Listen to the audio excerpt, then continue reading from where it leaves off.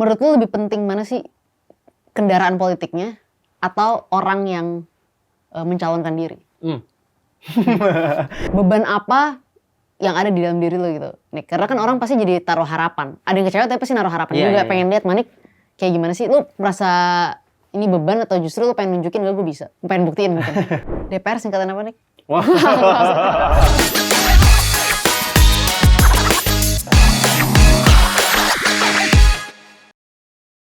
Halo, selamat datang di segmen gue yang terbilang masih fresh, yakni Party, Paradigma Tanya-Tanya, bareng gue Samara Amani. Dan hari ini gue mau party bareng salah satu politisi yang dulunya seorang aktivis yang sangat vokal, ya kan, lumayan keras kalau mengkritik DPR, pemerintah, ya dan berbagai macam lembaga di negara ini. Selamat datang Manik Margana Mahendra, thank you. Thank you. Gue mau undang lo kesini karena gue pengen banget bahas berbagai macam isu terkait pemilu 2024 dan lo kan nyalek juga ya Manik ya? Yap. Dari DPRD. partai? Perindo. DPRD dapil mana tuh? Jakarta Timur, dapil 6. Dapil 6. Di Cipayung, Ciracas, Pasar Rebo, Makassar. Ini sebenarnya DPR juga ya. Dewan Paradigma. Okay. Jadi gue di sini tapi nggak akan mengadili lo gitu. Gue di sini akan tanya-tanya kenapa sih lo sebagai seorang aktivis akhirnya lo memutuskan terjun ke dunia politik praktis gitu. Karena kan banyak orang bilang waktu lo pertama kali masuk lo dicaci ya.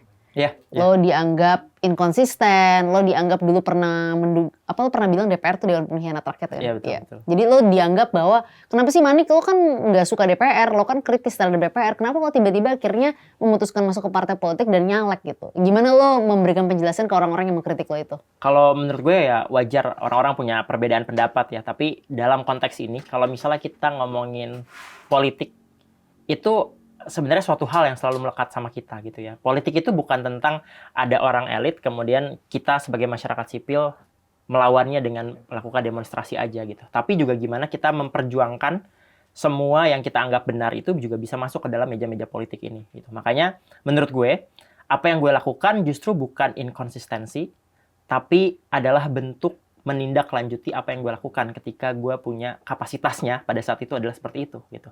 Jadi kapasitas gue pada saat masih mahasiswa adalah melakukan kritik terhadap sistem. Karena gue merasa ada hal yang lebih baik yang bisa diperjuangkan gitu. Karena gue nggak mungkin kan ngebuat kebijakan. Sementara posisi gue waktu itu cuman ketua BEM. Ketua BEM nggak punya akses untuk bikin perubahan perda misalnya di Jakarta gitu. Atau misalnya bikin undang-undang di DPR RI gitu ya. Kita bikin undang-undang TPKS itu kan bukan kapasitas gue. Tapi mendorong misalnya undang-undang TPKS itu untuk bisa dibahas di dalam DPR, meja DPR, itu peran gue sebagai mahasiswa gitu. Jadi gue selalu bilang, criticism is the first half of the battle. Battle selanjutnya adalah ketika kritik-kritik itu masuk ke dalam meja politik dan dia jadi kebijakan yang konkret. Di Perindo ini gue memang akhirnya melakukan dialog, salah satunya sama teman lu juga, Michael Sianipar yang tadi dari PSI kemudian ke Perindo. Transfer. Jadi gue ngobrol sama dia dan ya nanya banyak hal lah tentang Perindo. Sampai akhirnya gue dikasih kesempatan untuk bahkan ketemu sama ketum. Nah, pertanyaannya tadi adalah gimana aksesnya ke ketum. Nah, gue merasa bahwa Perindo memberikan gue akses yang sangat besar untuk bisa ketemu ketum, untuk bisa dialog, untuk tahu kira-kira seperti apa gambaran Perindo ke depan, seperti apa kalau misalnya gue ada di dalam Perindo gitu. Jadi, menurut gue ini kesempatan yang sangat besar dari Perindo berikan buat gue untuk akhirnya gue bisa ngewarnain Perindo, bahkan diberikan semacam otoritas lah sama ketum gitu. Ya silakan pilih kamu mau maju di mana, silakan kamu mau bawa isu apa segala macam. Tapi hubungan akses kan tadi lo bilang cukup direct ya berarti ke ketua umum. Kan nggak semua partai politik punya akses cukup direct ke ketua umum gitu. Tapi seberapa sering sih lo ketemu ketua umum? Gitu. Lo bisa cukup sering nggak ketemu dia? Kalau minta waktu dikasih nggak? Ya kalau sering sih nggak, bukan yang sering dalam tanda kutip sering gitu ya. Tapi ya lumayan lah karena beberapa kali kan suka ke daerah MNC ya Kebon Sirih segala macam ya, ketemu sama beliau, ngobrol, dialog segala macam gitu. Baik, hubungan baik lah ya. Ya sosok lah. Tapi keadaan kondisi ketum baik lah ya. Oh baik, sehat. Tapi faktor penarik utama Perindo apa? Gue pengen tahu kayak exposure pertama lo apakah karena Michael misalnya ngajak lo segala macam atau apa sih gitu kan? Ada juga orang-orang yang gabung Perindo kayak bestie gue nih Aldi Taher gara-gara dia selalu nonton iklannya Perindo di TV gitu kan, himnenya Perindo gitu. Tapi faktor penarik utama lo ketika masuk ke Perindo apakah karena diskusi dengan teman-teman yang udah di sana lebih dulu masuk? Ya banyak lebih ke arah banyak diskusi dan gue ngelihat tadi sih belum ada track record dari Perindo sendiri untuk ada di dalam Senayan gitu ya. Ditambah ada akses yang kemudian juga diberikan. Jadi gue ngerasa ya ini possible untuk gue berjuang di sini sih. Gitu. Kan Perindo sekarang kan dalam berbagai macam survei dianggap 3%, 4% lah ya. Baik yang bilang akan masuk parlemen, baik yang bilang akan ya masih sulit ya. Banyak perdebatan biasa lah, survei kan kita nggak bisa betul-betul cek sampai nanti mendekati pemilu kan kalau pileg gitu. Tapi lu optimis nggak sih Perindo bakal masuk Senayan? Menurut lo ya lo sih cukup tenang lah ya karena lo mau jadi DPRD. Jadi lo nggak perlu mikirin parliamentary threshold gitu. Tapi kan kita tahu bahwa kebijakan akan jadi lebih konkret ketika kita punya wakil di Senayan gitu. Partai punya wakil di Senayan. Lo optimis nggak Perindo bakal masuk Senayan? Sejauh ini ya melihat tren dari surveinya, gue juga melihat ada beberapa yang sebenarnya udah di atas 4 gitu. Jadi gue meyakini ada potensi untuk Perindo bisa masuk ke sana gitu. Apalagi dengan banyak apa ya kebijakan-kebijakan politik yang menurut gue cukup menarik ya. Misalnya Pak HT itu ngajak TGB itu kan. Pak HT bergabung dengan koalisinya Ganjar Mahfud. Menurut gue itu juga salah satu pilihan yang bisa mendorong setidaknya gitu ya. Perindo ini bisa masuk ke dalam Senayan sih. Ditambah orang-orang mudanya juga lumayan banyak. Meskipun masih di daerah ya. Usia lo berapa sekarang, Man? 26. 26. Jadi lo termasuk salah satu politisi yang cukup muda banget ya di Perindo gue rasa. Hitungannya ya. Kan ini menarik ya soal masalah aktivis masuk parpol. Banyak banget pembicaraan soal itu gitu. Kayak lo dulu dipandang sebagai ya lo aktivis, sebagai aktivis lo jangan masuk ke dalam politik praktis. Tadi lo udah jelasin ini bagian dari menindaklanjuti dan lain-lain gitu. Tapi pertanyaan terbesar gue sebenarnya gue pengen tahu sih karena gue punya keresahan juga terhadap pandangan orang yang kritis di Indonesia ini yang menganggap dirinya sangat kritis bahkan mereka selalu merasa bahwa puncak kekritisan tertinggi itu adalah menjadi netral di dalam pilihan politik gitu. Gimana lo ngeliat itu? Karena menurut gue kekritisan itu nggak harus serta-merta disamakan dengan netralitas gitu. Apalagi lo tetap bisa menjadi orang yang kritis meskipun lo memiliki sikap atau pilihan politik gitu. Lo melihat orang-orang yang menganggap diri mereka kritis dan menganggap netralitas dalam pilihan politik itu penting kayak gimana sih? Apa jawaban lo kepada orang-orang yang menganggap lo sebagai orang idealis harusnya netral, bukan berpartai, bukan bersikap secara politik, apalagi politik praktis? Menarik ya. Menurut gue pada akhirnya kenetralan ini juga tidak membuat kita bergerak kemana-mana. Bisa jadi justru malah jadi status quo terus gitu kan. Tapi yang penting dari hal ini justru menurut gue adalah berpihak sih. Berpihak dalam tanda kutip ya, dia tetap bisa menjaga idealisme dia, tapi kemudian dia menunjukkan keberpihakannya pada orang-orang yang dia rasa tepat gitu. Karena kalau enggak, kita nggak akan bergerak kemana-mana. Kita nggak akan bisa melihat apapun gitu. Contohnya, ketika kita berusaha untuk netral, gitu ya, ada masalah di sekitar kita segala macam gitu. Kita menganggap bahwa kayaknya gue diem aja lah karena gue mau kritis nih sama kebijakan. Kalau misalnya gue ikutan mendukung A atau mendukung B, ya nanti gue malah ikut-ikutan sama pihak mereka gitu ya. Kita lupa bahwa kebijakan itu tetap akan dibuat meskipun kita akan masuk ke partai politik ataupun tidak sebagai masyarakat gitu ya. Jadi kita tetap harus punya sikap sebenarnya, dan sikap itu ditunjukkan dengan bukan netralitas ya kalau gue bilang, tapi berpihak. Pihaknya kemana gitu kan, lo nggak harus melulu juga mengkultuskan orang sebenarnya, tapi lo bisa percaya pada satu value, di mana value itu misalnya dibawa sama orang tertentu, ya itu pihak lo gitu. Gue melihatnya itu. Dan gue merasa bahwa ketika seseorang memutuskan masuk ke partai politik atau mendukung satu tokoh di politik, itu kan bukan berarti idealisme dia hilang kan? Betul.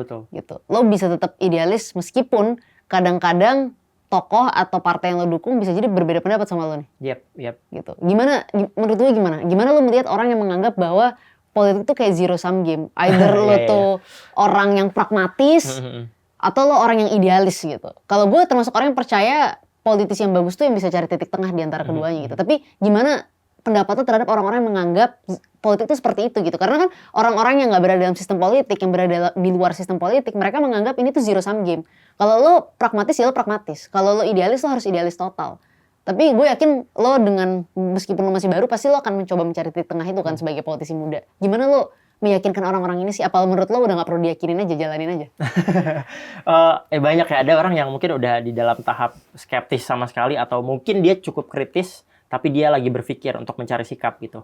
Kalau gue berpikir balik lagi, pada akhirnya yang jadi seni dari politik itu kan seni kita manajemen kompromi gitu ya. Yes. Ya nggak sih? Gimana caranya kita mencari cara apa yang kita perjuangkan itu bisa tetap masuk dengan implikasi ada yang lain lagi pasti kan. Background lo sebagai seorang aktivis ngaruh gak sih di politik? Menurut lo itu added value gak? Membantu lo untuk lebih gampang membangun jaringan gak di politik? Oke, menarik ini. Untuk beberapa orang, iya. Maksudnya untuk beberapa bagian dari masyarakat, iya. Khususnya ya, kalau misalnya gue selama ini turun ke dapil, mayoritas yang gampang untuk bisa gue tarik adalah orang-orang muda. Yang mayoritas mahasiswa gitu. Atau baru lulus, baru kerja gitu ya. Akhirnya cukup mudah untuk bangun jaringan sama mereka. Tapi untuk mayoritas yang misalnya orang tua, bapak-bapak gitu ya, cukup sulit. Karena bagi mereka politik itu bukan tentang aktivismenya. Tapi segimana lu bisa kasih konkret untuk mereka gitu ya. Ini yang ya realita politik juga yang gue harus rasakan gitu ya. Ketika turun ke dapil mungkin lu pernah juga. Mereka langsung nanya, mau ngasih apa kamu ke sini gitu. Which itu nggak akan bisa gue lakukan ya dengan kapital finansial gue yang belum besar dan juga gue tidak melakukan hal seperti itu. Jadi cukup sulit. Nah kalau misalnya added value lain, menurut gue yang cukup membantu gue adalah kesadaran gue terkait dengan masalah kebijakan sih. Which itu nanti akan dipegang ketika ada di dalam sistem mungkin ya. Ya gue tahulah beberapa hal terkait dengan masalah lingkungan, masalah kesehatan masyarakat secara isu.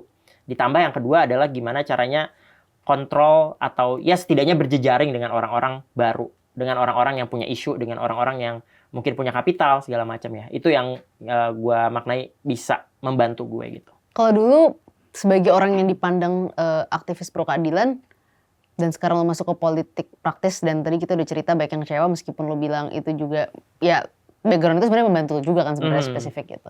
Beban apa yang ada di dalam diri lo gitu? Nih, karena kan orang pasti jadi taruh harapan. Ada yang kecewa tapi pasti naruh harapan juga pengen lihat Manik kayak gimana sih? Lo merasa ini beban atau justru lo pengen nunjukin gue bisa?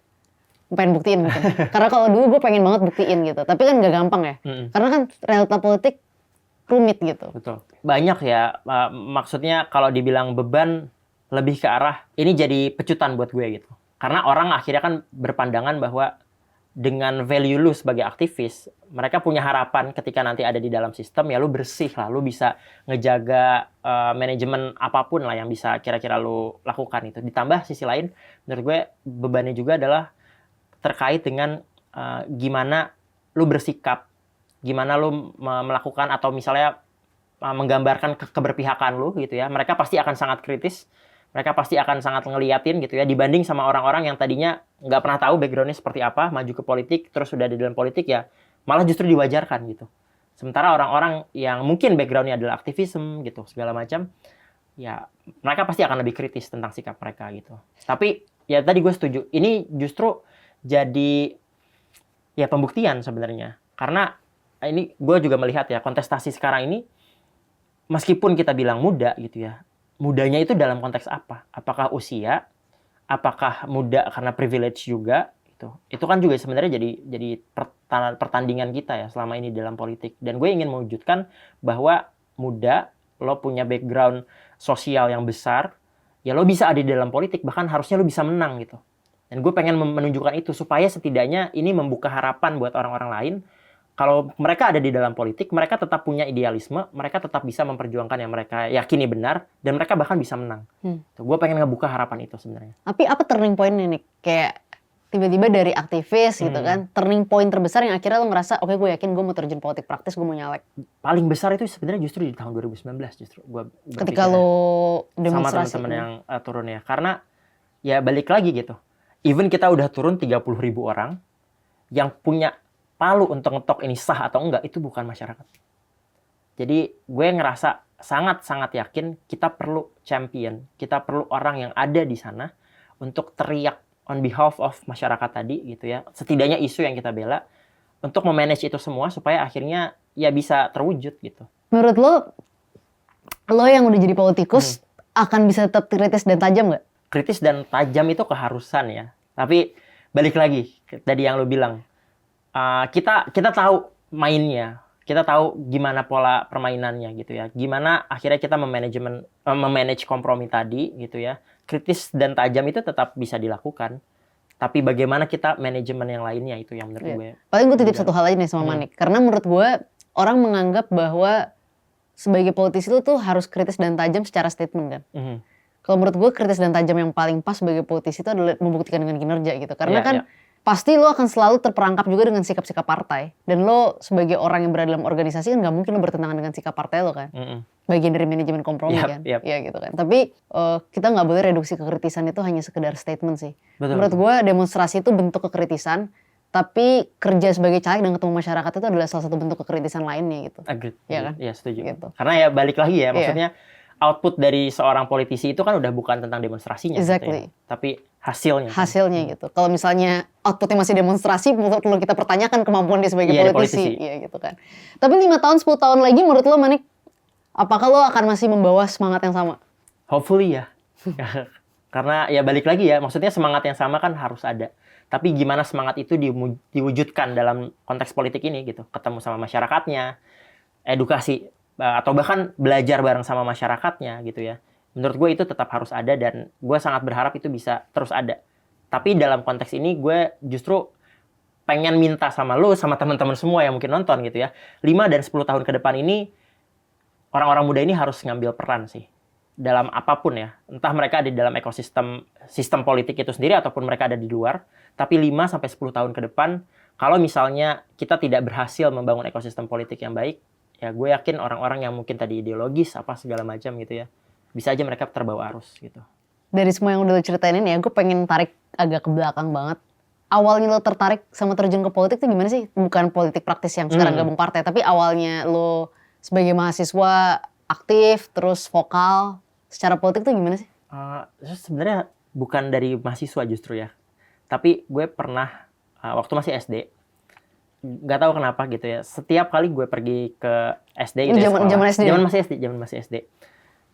Di sekolah itu kan banyak yang mohon maaf ya, misalnya dia mengemis gitu segala macam.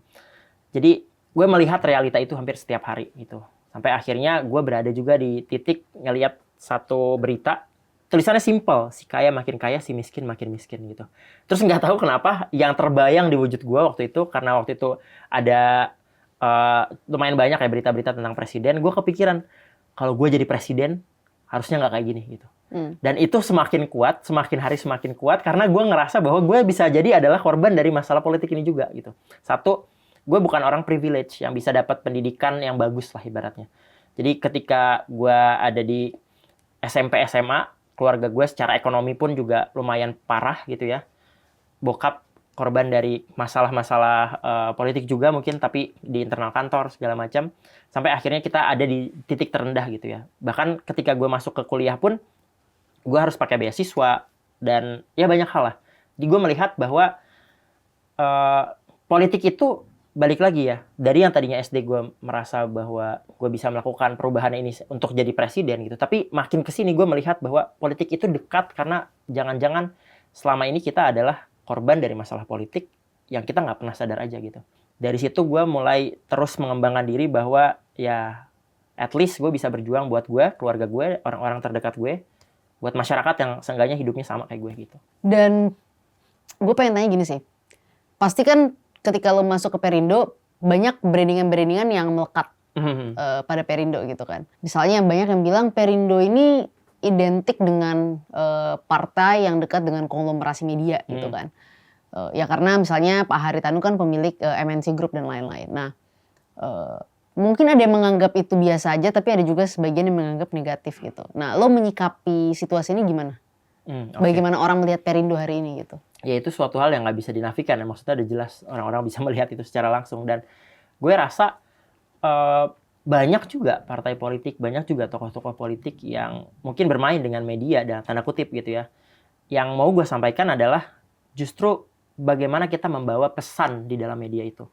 Yang bertanggung jawab, pesan yang akuntabel, dan pesan yang justru baik untuk masyarakat, mengedukasi masyarakat gitu. Jadi gue berharap ini justru adalah privilege yang sebenarnya bisa gue manfaatkan gitu. Akhirnya ya kita tahu lah, misalnya ada platform media di mana gitu ya. Ketika diundang di platform media dengan mudah, dengan akses yang cukup mudah misalnya, ya gue memanfaatkan privilege itu untuk bilang bahwa ada masalah misalnya di Indonesia, ada apa yang perlu kita sikapi gitu ya. Ada hal-hal yang menurut gue penting untuk dinyatakan di sana, dan gue sampaikan itu gitu. Jadi gue melihat ini sebagai privilege, dan ya gue klaim ini sebagai privilege yang harapannya bisa gue manfaatkan dengan baik untuk bilang kebenaran yang bisa kita sampaikan ke publik gitu. Menurut lu lebih penting mana sih, kendaraan politiknya atau orang yang mencalonkan diri? Dua-duanya penting lah, dua-duanya penting. Kenapa? Karena tadi lu bilang juga bahwa realita politiknya tetap kekuatan partai politik itu akan sangat besar ya. Mau kita bilang, kita lihat dimanapun gitu ya. Hasil keputusan di DPR itu pasti akan ada balik lagi di fraksi-fraksi. Gitu. Tapi bukan berarti orang-orang yang akan bermain di dalam DPRD atau DPR RI segala macam itu nggak punya peran sama sekali, gitu kan? Karena ibaratnya kalau kita memilih partai, seolah-olah kita meniadakan kapasitas orang-orang yang tadi bisa berkompromi, bisa berpolitik untuk mempengaruhi partai politik untuk punya sikap yang sama gitu. Kalau lo nih, misalnya lo voters ya, lo pemilih gitu, lo suruh milih, lo suka orangnya tapi nggak suka partainya, atau lo pilih ya partainya atau orangnya tapi nggak suka orangnya, lo nggak suka orangnya biasa aja misalnya, tapi lo tahu partainya jadi lo pilih partainya, atau lo kayak ya gue nggak suka partainya sih tapi gue percaya sama orangnya gitu. Oke, dengan sistem proporsional terbuka ini Orang ya? Orang. Iya, pasti sih. Untung kita tetap dukung kemarin terbuka. Betul. Sih. Gue termasuk yang mendukung terbuka kan? Karena gue termasuk yang mendukung terbuka. Oke. Partai ini kan bisa dibilang ya kendaraan politiknya si politisi gitu kan ya. Termasuk buat lo gitu. Nah, lo merasa nggak lo bisa menjadi pionir yang membuka jalan bagi aktivis-aktivis yang mungkin kemarin demonstrasi, yang mungkin kritis untuk masuk ke Perindo gitu? Lo mau melakukan itu atau menurut lo itu jalan masing-masing urusan mereka? Itu bisa jadi jalan masing-masing. Tapi tadi balik lagi, ketika kemenangan ini berhasil, gitu ya, kemudian orang-orang melihat, ya gue berharap mereka nggak harus masuk Perindo menurut gue, dimanapun lah partai politiknya, pilihan mereka masing-masing. Tapi ya balik lagi, dengan adanya ini, gue justru berharap yang gue bentuk adalah ekosistem politik yang ramah orang muda, yang tahu bahwa politik itu perjuangan, politik itu juga bisa dibawa dari ketika lu bersikap pada saat lu masih mahasiswa sampai dengan lu ada di dalam kekuasaan misalnya. Gue mau tanya sesuatu sensitif nih, biaya politik. Ya. Gitu kan. Berapa biaya yang lo siapin buat kontestasi pileg nanti? Oke, disiapin dalam tanda kutip di sini gue merencanakan ya semuanya. Duitnya belum tentu ada. Tapi duitnya belum tentu ada. Jadi kayak gue berpikir-pikir gitu. Gue pernah dengar banyak podcast lah, banyak cerita orang katanya, oh kalau di DKI itu harus sampai 40 gitu ya. 40 M ya, bukan 40 juta. Dari gubernur kali itu. Tapi ternyata enggak ya, masih gitu katanya pasarannya. Jadi kalau gue mempersiapkan dengan yang gue bayangkan ya sebagai orang yang nyalek dan punya pengalamannya baru di kampus gitu, gue mempersiapkan sekitar 3M lah. Iya oke lah untuk level DPRD. Menurut gue itu make sense. Make sense kan? Make sense. 3M lah. Tapi uangnya belum ada sampai segitu. Jadi fundraising nggak? Lu akan melakukan fundraising? Fundraising ya, ada fundraising. Jadi ditunggu ya teman-teman, November ini akan ada fundraising. Iya. Dan menurut gue, lu tau gak sih kemarin salah satu hal yang juga sempat gue kritik. Jadi Rian Ernest kemarin sempat main kesini. Dan Rian nge-blast di Twitternya dia bahwa teman-teman yang punya rumah murah ya di Tebet atau daerah mana, daerah Jakarta Timur lah, please dong kasih tahu gue. Dan Rian dibully rame-rame. Kenapa mereka ngebully Rian? Karena katanya ini politisi macam apa minta-minta gitu. Jadi lu bisa bayangin gak sih sekarang itu ada persepsi kritik keras terhadap politisi yang misalnya melakukan fundraising, yang meminta bantuan seperti itu. Tetapi secara bersamaan orang akan mengkritik keras juga kalau seorang politisi ngasih duit ke masyarakat gitu. Tapi gue nggak ngerti gitu loh. Harusnya lo mendukung politisi-politisi yang minta duitnya itu sama masyarakat, yang fundraising sama masyarakat gitu. Lo ngelihat fenomena ini gimana nih? Karena di satu sisi masyarakat kita tuh kritis sekali dengan money politics, atau ada juga sebenarnya ada data yang menunjukkan mereka menormalisasi itu yang di bawah. Tapi untuk orang-orang yang kritis yang mengkritik Rian yang minta sewa rumah murah gitu, lo ngeliatnya gimana? Lo anti money politics, tapi kalau lo malah anti juga dengan politisi yang membuka ruang untuk fundraising gitu. Itulah dia yang menurut gue akhirnya bisa jadi tadi lu bilang dinormalisasi sama masyarakat, karena selama ini ya yang datang ke masyarakat adalah orang-orang ngapain duit gitu ya, bukan masyarakat yang dimintain duit tapi calegnya yang ngasih duit gitu. Mungkin akhirnya ini sudah udah masuk ke dalam pikiran mereka dengan sangat lama gitu ya. Akhirnya udah terbiasa, mereka menormalisasi, dan ya udah kalau misalnya ada anggota caleg lah ya gitu datang ke mereka minta sesuatu segala macam, justru mereka malah resistance. Nah, ini pentingnya partai politik ya dan juga calegnya itu melakukan pendidikan politik yang justru lebih baik gitu. Kenapa? Karena kalau kita membiasakan ini terjadi terus menerus, justru orang-orang kayak Rian misalnya, orang-orang siapapun lah ya yang kita tahu mereka punya integritas, mereka punya visi yang jelas, mereka punya isu yang jelas, bisa jadi malah cukup kapok ibaratnya, ada trauma politik justru yang akhirnya membuat mereka justru malah menjauh gitu. Jadi gue justru berharap sama teman-teman masyarakat semua memberikan ruang atau kesempatan yang besar buat orang-orang muda tanpa privilege ini, itu harus diberikan sesegera mungkin gitu. Karena kalau enggak, kita nggak akan pernah punya sistem politik yang baik. Karena selama ini kita membiarkan hal-hal yang terjadi adalah yaitu caleg yang ngasih duit ke masyarakat. Padahal kita anti money politik gitu ya. Bukan, kita sama-sama sama masyarakat, kita bangun kekuatannya sama masyarakat. Uang volunteerism di masyarakat itu mungkin masih mikir bahwa volunteer itu tetap akan dapat uang, tetap apa segala macam. Tapi kerelawanan ini yang menurut gue harus dibangun sih. Ya ini kayaknya Edward Ghani pernah nulis itu ya, kerelawanan politik di Indonesia itu memang akhirnya justru bisa jadi menghasilkan hal-hal yang lain. Karena relawannya malah mengharapkan jabatan, mengharapkan uang lagi dan lain-lain gitu. Bukan visi atau kebijakan yang dilakukan ke depan. Nah, gue penasaran juga nih by the way, intermezzo dikit. Waktu lo masuk ke politik praktis, lo ajak teman-teman lo di BEM UI nggak? Melki ntar lo ajak nggak? Ya Melki biarlah dia masih dalam dunianya dulu ya. Tapi yang lain ya ada beberapa yang gue ajak sih. Ada yang masuk? Ada beberapa yang masuk, nggak langsung jadi caleg, masih kayak jadi tim dulu segala macam. Tapi ada juga yang nggak gitu. Tadi ya gue juga bukan menyayangkan sih, tapi maksudnya realitanya adalah mereka masih menganggap bahwa politik itu adalah suatu hal yang out of touch dari mereka gitu. Ketika mereka ada di politik, berjuang untuk politik, mereka akan mengorbankan karir mereka di urusan profesional, menurut mereka gitu. Jadi di angkatan gue mungkin sejauh ini politik dan urusan-urusan pribadi itu harus dipisahkan, sangat-sangat terpisah gitu. Jadi ketika mereka masuk ke politik, seolah-olah mereka nggak akan punya kehidupan pribadi lagi gitu. Oh ya, gue pernah bahas fenomena lo masuk parpol. Jadi gue pernah bahas kayak dalam satu monolog, kenapa aktivis kok malah masuk parpol gitu. Ya kritik-kritik, menjawab kritik-kritik itu. By the way, buat yang belum nonton jangan lupa nonton, coba cek videonya di link pojok kanan atas video ini. Jadi tonton gitu. Karena waktu itu kan sempat rame banget juga kan gitu. Nah, balik lagi ke pemilu 2024 ini Nick gitu kan. Apa sih yang ingin lo capai selanjutnya bersama Perindo gitu? Kalau misalnya lo terpilih jadi anggota DPRD, apa yang akan lo lakukan? Pertama, gue sangat berharap bisa ada di komisi yang memang fokus sama kesehatan masyarakat, kesejahteraan masyarakat, yang balik lagi ya, fokusnya selalu gue perjuangkan ada isu masalah lingkungan, kesehatan masyarakat, dan lain-lain. Ketika masuk di DPRD, yang gue harapkan bisa dilakukan adalah salah satunya, ini konkretnya bisa merevisi perda terkait dengan masalah polusi udara di Jakarta. Karena kita sama-sama tahu masalah polusi udara saat ini udah semakin ramai gitu ya. Tapi kalau nggak salah itu terakhir tahun 2004. Saat ini yang ada masalah pengendalian pencemaran udara di Jakarta itu masih keputusan gubernur kalau nggak salah.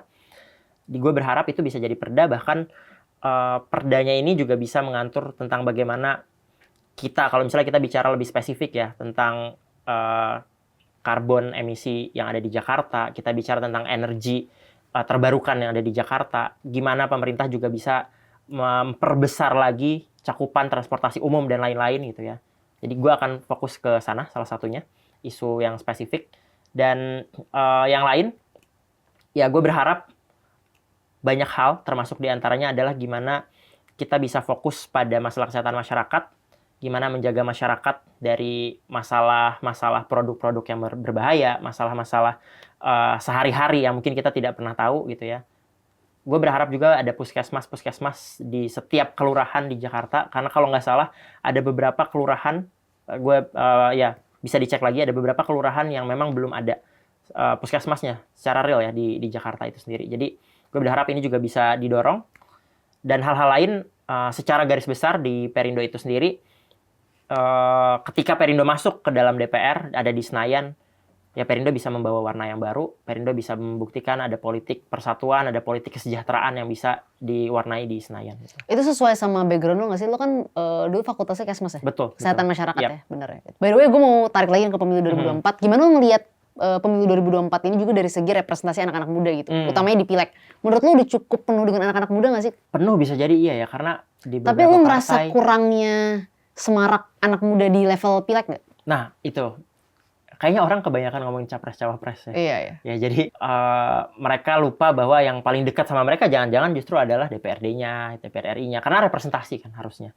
Jadi gue berharap orang-orang muda ini bukan cuman berbicara on behalf of tadi capres-cawapresnya, tapi juga isu mereka sebagai orang muda gitu. Karena katakanlah nanti siapapun yang akan terpilih sebagai presiden dan wakil presiden, kalau seandainya orang-orang muda ini rame secara demografi, tapi secara isu, secara substansi itu nggak pernah diangkat, menurut gue orang-orang muda ini cuma jadi dekorasi sih di pemilu 2024. Makanya gue berharap siapapun lah orang-orang muda yang maju di pileg ini, di DPRD ataupun DPR RI gitu ya, itu bisa ngomong tentang isu mereka, bicara tentang isu mereka, sehingga ini bisa diambil sama capres-cawapres itu jadi isu utama yang mereka perbincangkan di debat-debat gitu ya.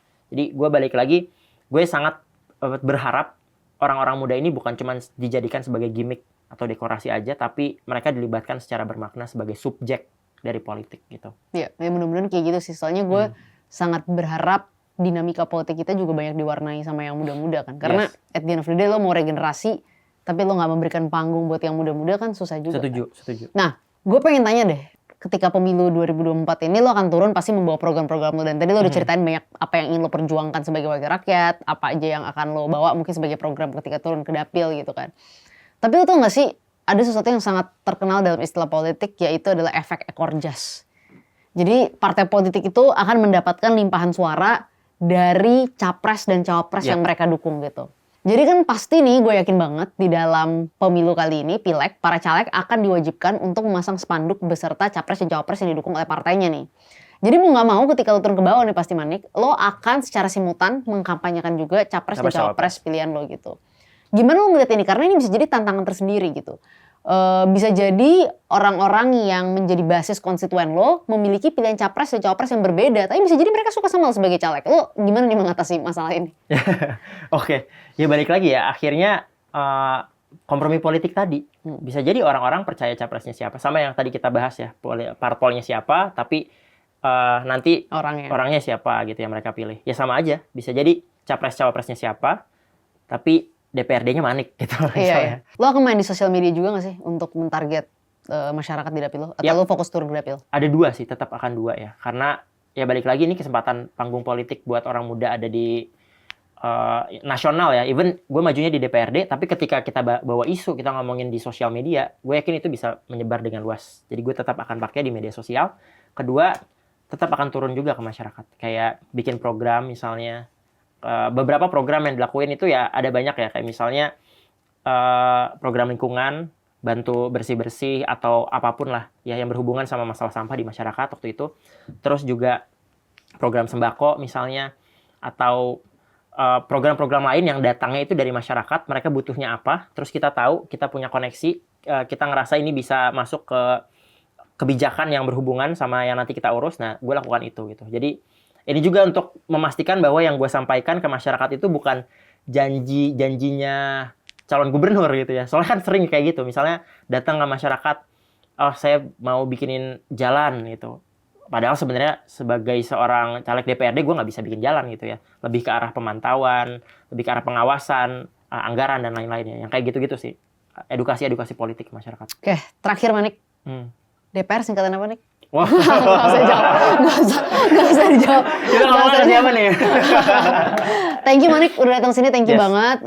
Mudah-mudahan diskusi kita manfaat. Gue cuma berharap politik Indonesia terutama dalam pemilu 2024 ini bakal diwarnai banyak caleg-caleg muda. Dan bakal banyak caleg-caleg muda juga yang bakal menyuarakan aspirasi mereka, mewarnai debat-debat di televisi. Karena menurut gue penting banget untuk kita menyemarakan pemilu kali ini dengan banyaknya pemikiran-pemikiran yang muda dan representasi anak-anak muda gitu. Supaya politik kita nggak dipenuhi sama yang itu-itu aja gitu. Selalu ada orang-orang baru gitu. Jadi thank you. Dan satu lagi, gue juga berharap orang tuh nggak menganggap negatif terhadap aktivis atau orang-orang yang idealis yang masuk ke politik. Karena kalau misalnya orang-orang yang selama ini kritis dan idealis dikritik masuk ke politik, terus lo berharap siapa yang berada dalam politik? Apakah orang-orang yang selama ini kita kritik? Kan aneh juga gitu, kayak nggak make sense jalan pikirannya kalau seperti itu. Jadi thank you. Udah datang sini, good luck untuk nyaleknya. Mudah-mudahan bisa meraih suara yang cukup untuk masuk ke dalam DPRD gitu. Jangan lupa turun terus ke dapil dan semangat fundraisingnya. itu yang paling semangat sih. Itu semangat. Gitu. Jadi thank you once again Manik gitu kan. Dan itu dia diskusi kita kali ini. Jangan lupa subscribe, like, dan komen YouTube Samara Amani. Dan follow juga akun Instagram Paradigma, ini Paradigma, dan IG gue Samara DKI, dan IG-nya Manik. Margana Mahendra. Margana Mahendra. Jangan lupa lo ikutin sebagai orang-orang dapil mana, Manik, ulangin sekali lagi. Jakarta Timur 6, Cipayung, Ciracas, Pasar Rebo, Makassar. Nah, itu warga di situ lo harus ngikutin Manik nih. Kalau misalnya dia bagus, kita pilih. Kalau enggak, kita plototin sama-sama. Ya. Saksiin terus konten-konten Paradigma lainnya hanya di YouTube Samara Amani. Dan seperti biasa, ini bukan diskusi belaka. Lo baru aja ikut party bareng Samara dan Manik Margana Mahendra. Karena ini Paradigma.